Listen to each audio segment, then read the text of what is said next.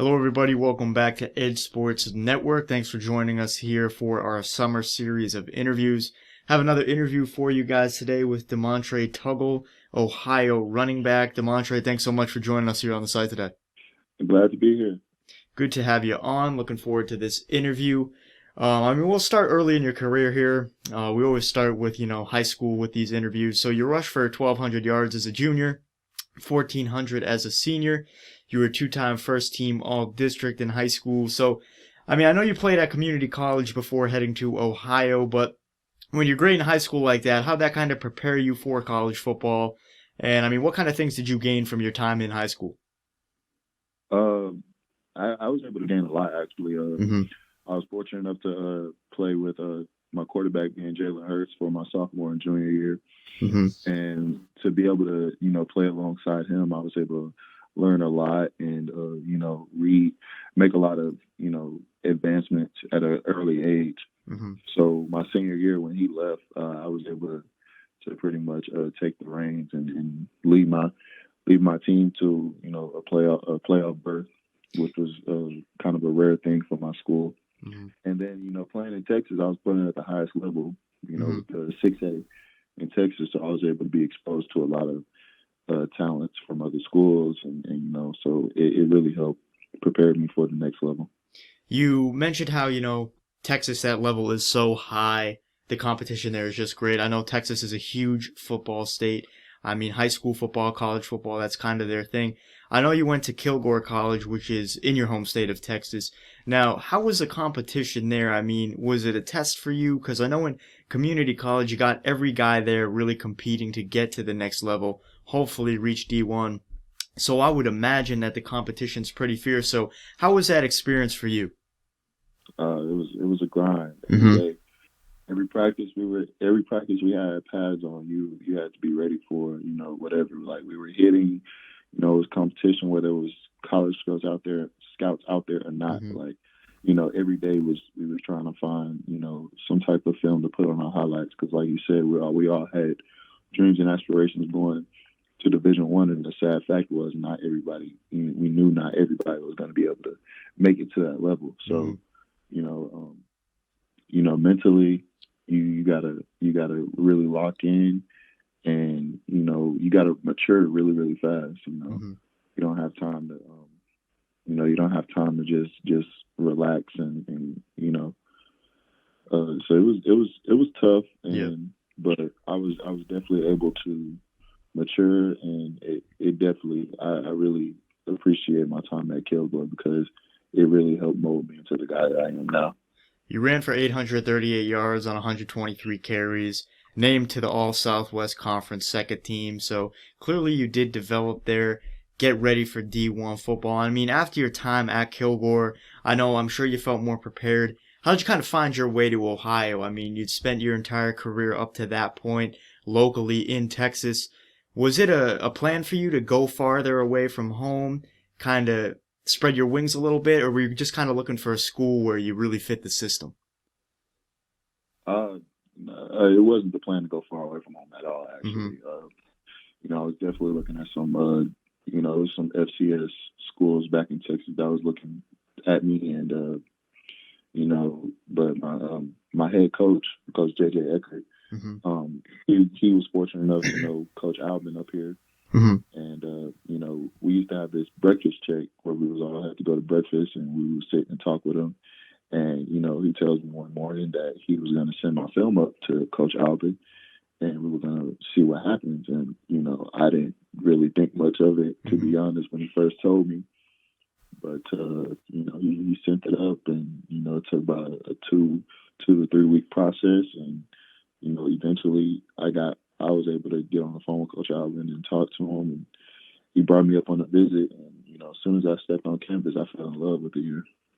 You find your way into a D1 program up at Ohio, coming in your junior season. Sometimes guys might already have relationships, the team chemistry might already be there. How comfortable did you feel coming into the program?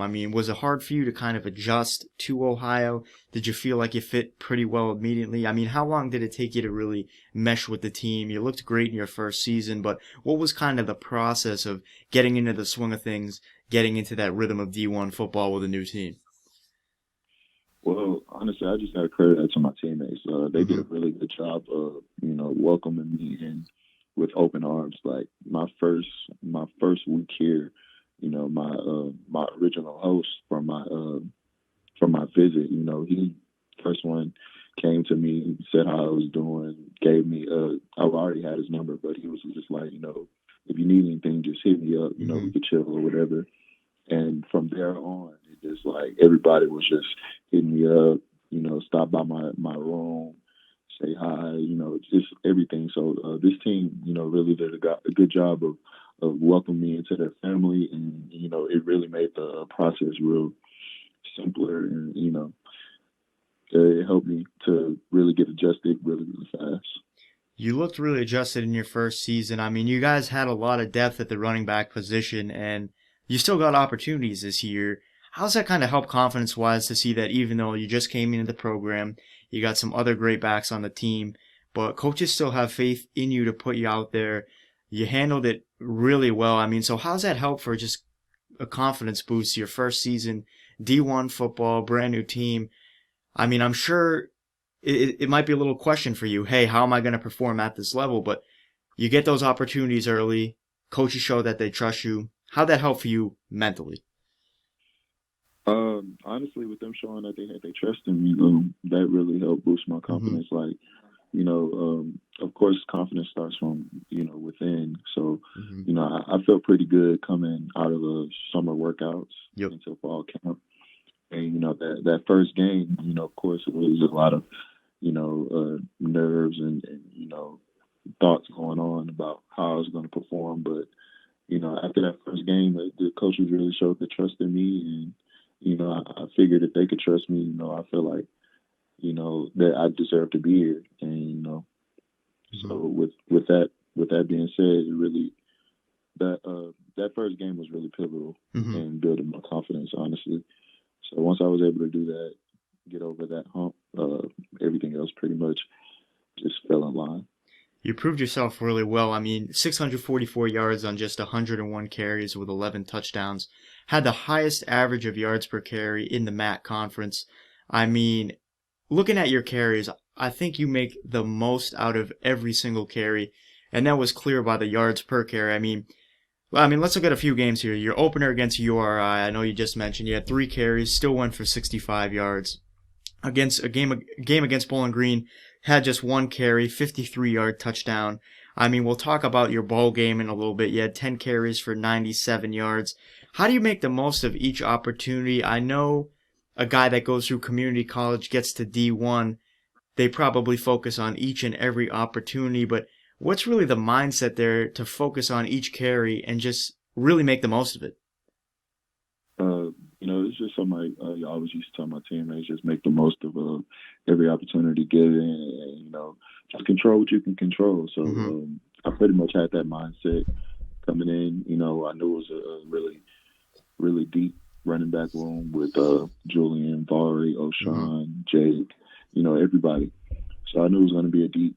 It was going to be a fight to get the playing time. Mm-hmm. So I just had that mindset on control what I can control, and when I get in, I was going to try to perform to the best of my abilities. And my teammates, they really believed in me, and I believed in them. And our line was great, and our quarterback was great, and Mm-hmm. they really helped me to be able to perform the way that I did. You guys' team chemistry looked great all year. I know it really showed in the bowl game too against Nevada. I actually spoke with Nathan a few days back, and he was mentioning the team chemistry as well.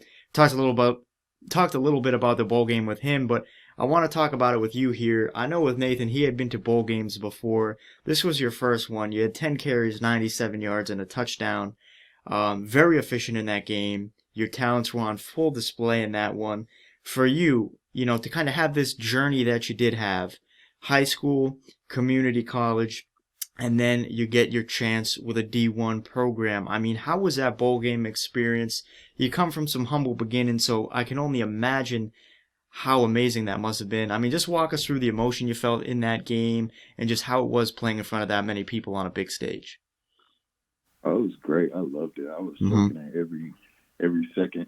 you know, Yeah. uh, it was crazy. I grew up playing NCAA football, and Mm-hmm. I loved to play on Boise State Stadium. So to actually play on it in real life, Mm-hmm. it felt surreal. So I definitely was grateful for the opportunity to play in a bowl game, and I loved every second of it from the day we got there to to the night we left. Like I loved it, honestly. And were you nervous for that? Because I've talked with a lot of guys about bowl games and stuff. Huge stage, obviously, and sometimes, the pressure eats a guy up. But you came out, you looked really poised. I gotta wonder, were you nervous for that game, or was it just kind of, I don't want to say an average football game, but I mean, once you get out there, does it just seem like, all right, you know what? I'm playing the game I grew up playing. I know it's a bigger stage, but you kind of put that behind you and just realize at the end of the day, you're playing a game. Exactly, Mm-hmm. and that's what it is. I mean, we everybody. I mean, I don't think it'd be right to say like nobody gets nervous before a game because Mm-hmm. it just happens. So Yeah. of course I'm nervous before the game, but actually after that first play, you're good and you're realizing this is a game you grew up playing. Mm-hmm. Try not to make it bigger than what it is. And Mm-hmm. at the end of the day, it's football. So like I said, after that first play, and I'm usually good and go back to having fun. Yeah, you guys certainly had fun in that one. Took the win too, which I'm sure made it all the more fun. And I mean, you guys are coming off a really good year. You're coming off a really good year individually. You guys obviously got that bowl game win. Not every team has the pleasure of making it to a bowl game. So when you're coming off a season like that, I'm sure you're eager to get next year started. What are you kind of looking forward to next year with this team? I know Nathan obviously has gone on to Canadian football, going to be a little bit of a different look with the team. His brother's now taking over at the helm. So, I mean, what are your expectations for both yourself and this Ohio football team? The expectations for the team first and foremost is get a conference championship. Mm-hmm. We're really excited about what we have coming back. I mean, we've got Coach told us we have 90% of our offense coming back, Yep. excluding quarterback play. So, Yep. we're really excited. We're real confident. We all feel great. Even though we've been apart, due to the pandemic, Mm-hmm. we've all kept in touch with each other, and I'm feeling real confident in this season and this team that we have coming back. I feel like we can. The sky's the limit for us. The only thing that can hold us back is ourselves. So Mm-hmm. you know, I'm like I said, I'm really excited for this season, for this team, and expectations for myself. Uh, I want to do better. I definitely want to run for 1,000 yards or Mm-hmm. more, and I just want to be a leader for my team. For sure. I want them to be able to fully count on me, and like I count on them, and yeah. So I haven't asked a lot of guys this, but since you brought it up, with this pandemic and stuff, I know you mentioned how you guys have been trying to stay in touch and whatnot.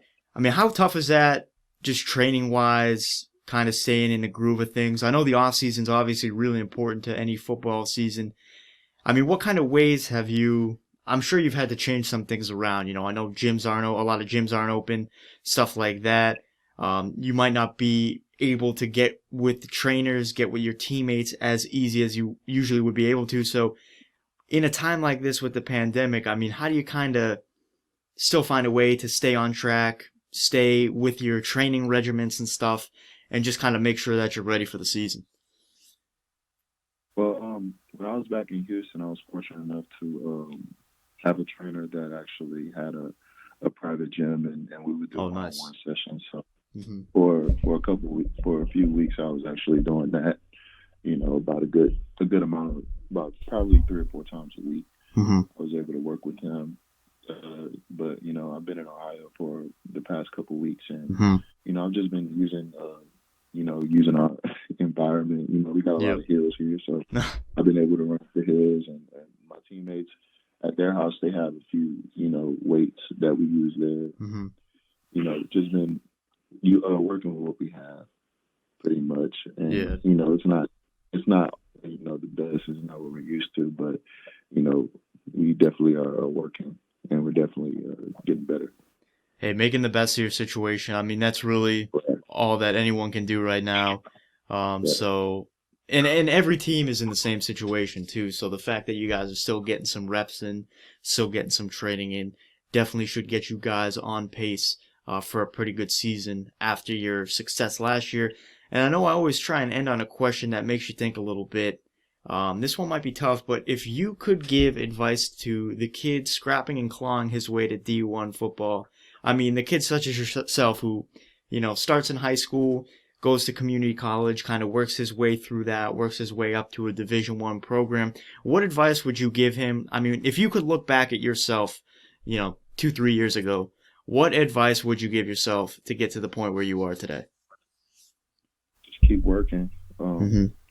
I remember after my freshman year, after my freshman season, horrible. Yeah, it was probably one of my worst seasons of football ever, Mm-hmm. and I was ready to quit altogether. Like I called my mom, talked to my high school coach. I was about ready to quit. Wow. My high school. I credit my high school coach, Coach Avery Hurts.